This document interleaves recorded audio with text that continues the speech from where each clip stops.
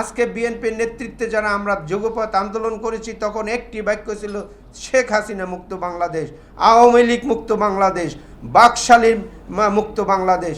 কিন্তু দেখতে পারতেছি না। আজকে আপনারা ইতিমধ্যে আলোচনা শুনেছেন যে জাতীয় জুলাই সনদ স্বাক্ষরিত হয়েছে।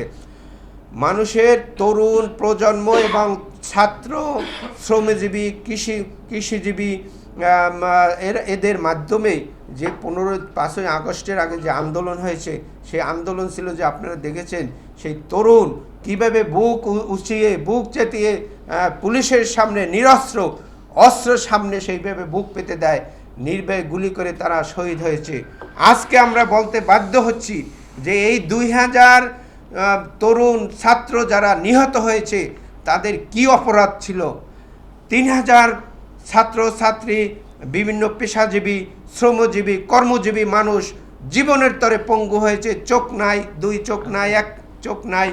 আজকে বাংলাদেশে সেখানে সেই সীমাহীন দুর্নয়ার কারণে, নির্লজ্জতার কারণে শেখ হাসিনা পালিয়েছে। কিন্তু আবার নতুনভাবে আমরা দেখতে পাচ্ছি যে এইখানে নতুনভাবে আজ ভাই আপনার যদি সেই পছন্দ না হয়, আপনার তো এই সংস্কার কমিটিতে ছিলেন, এইটা সীমাবদ্ধতা আছে, কিছু সংকীর্ণতা আছে।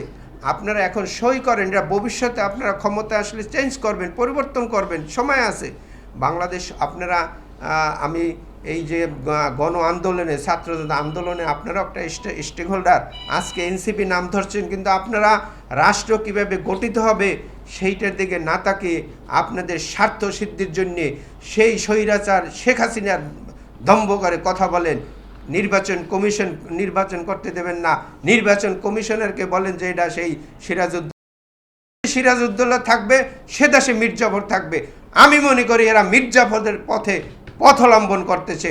ফিরে আসেন, আপনাদের প্রতিদান, আপনাদের অবদান আমরা স্বীকার করি। ছাত্র জনতার বৈষম্য না হলে আজকে হয়তো শেখ হাসিনা হয়তো জানি না কি হয়তো, কিন্তু এই যে প্রতিদান নিয়ে যদি আপনারা আজকে দুর্নীতিতে সব জায়গায় দেখা যায় এনসিপির দুর্নীতি।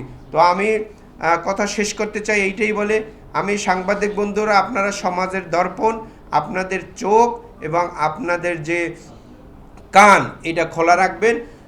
অনুসন্ধানীমূলক একজন সাংবাদিক যেখানে আমরা যেতে পারি না সেখানে আপনারা যেতে পারেন, সেখানে আপনারা ইতিহাসের রাজসাক্ষী হয়ে থাকতে পারেন। সেই ঘটনা যদি তুলে আনতে পারেন, এই বাংলাদেশ শনিবার বাংলাদেশ হবে, এই বাংলাদেশ কৃষকের বাংলাদেশ হবে। এই বাংলাদেশে এখন পর্যন্ত কৃষকের জন্য একটা ডাটাবেস হয় না।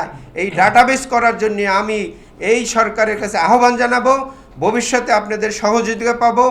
সর্বশেষ যারা এখানে আসছেন প্রতিষ্ঠা বার্ষিক হিসেবে আমি আমার এই চেয়ারম্যান হিসেবে আমি আপনাদেরকে ধন্যবাদ জানাই, শুভেচ্ছা জানাই।